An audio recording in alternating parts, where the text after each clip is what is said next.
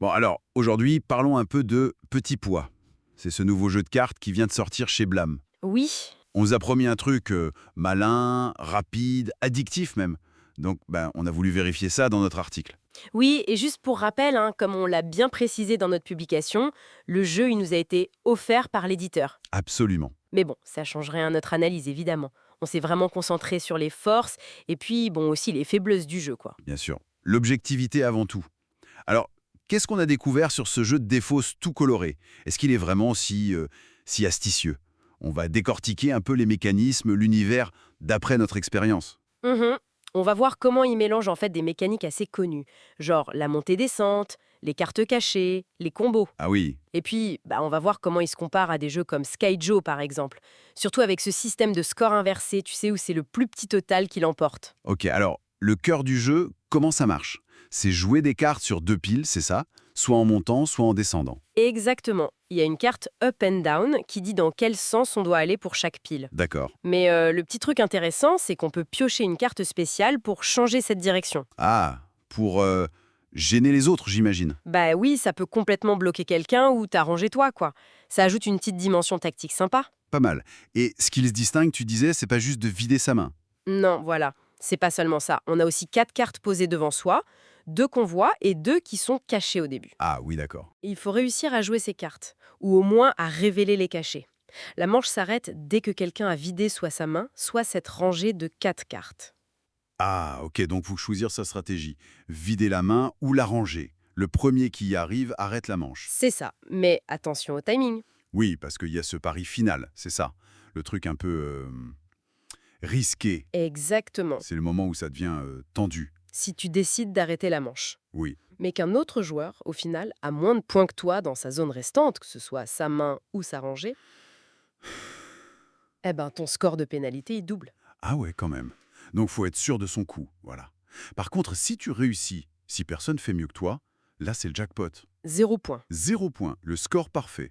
Ça rappelle vraiment Skyjo, ça, cette tension de j'y vais pas. Carrément. C'est exactement cette sensation. Est-ce que je tente maintenant ou est-ce que j'attends encore un peu au risque qu'un autre finisse avec moi? Mhm.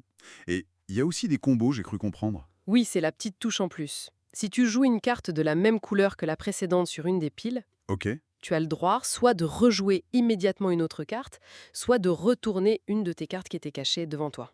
Ah, intéressant. Ça peut accélérer le jeu, ça. Oui, ça peut permettre des enchaînements assez rapides pour vider une zone très vite. Mais bon, Toujours avec ce risque, si tu vas trop vite, de mal calculer ton coup pour la fin de manche et de te prendre le double de points. D'accord.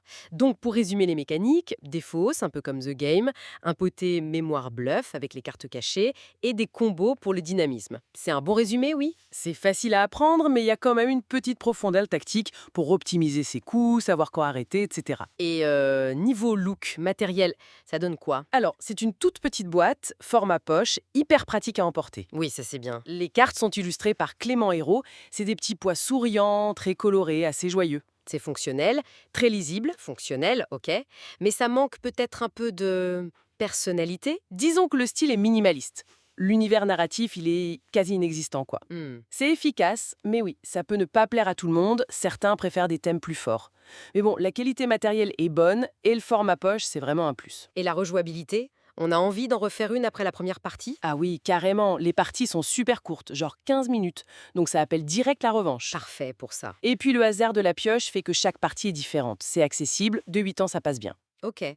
Mais même pour des joueurs plus réguliers, les choix tactiques, quand finir, quand révéler, comment bluffer un peu, il y a de quoi faire. Et ça tourne bien que ce soit à 2 ou jusqu'à 6 joueurs. Donc, si on fait le bilan de notre article, notre verdict était plutôt positif, non? Oui, globalement favorable. On a trouvé que c'était un cocktail efficace, simple, mais avec ce petit côté malin. C'est rapide, fluide.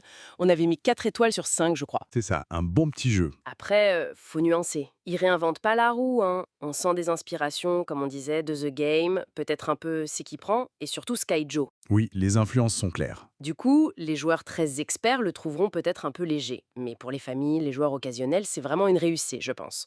En bref, Yoro. On a aimé la rapidité, le système up-down, ce clin d'œil à Skyjo avec le scoring, moins aimé peut-être le visuel un peu simplet, et bon, la part de chance inhérente à la pioche. Voilà, c'est ça, ça fait partie du jeu. Donc pour résumer notre analyse, Petit Pois, c'est vraiment l'esprit petit format mais gros fun. Accessible, interactif, avec juste ce qu'il faut de suspense. Tout à fait. Si on cherche un jeu facile à sortir, en famille, entre amis, ou même à glisser dans la valise, Mhm. notre article suggère que c'est un excellent candidat. Simple, mais pas simpliste. Bien noté. Et tu vois, au-delà du jeu lui-même, il y a une question intéressante qui est ressortie de notre exploration. Ah oui, C'est de se demander comment ces mécanismes qu'on trouve dans Petit Pois, la gestion du risque, la déduction basée sur des infos cachées, comment ça pourrait, même sans qu'on s'en rende compte, influencer notre manière d'aborder les petites incertitudes du quotidien. ah, intéressant comme parallèle. Oui, une petite réflexion à méditer après la partie, quoi.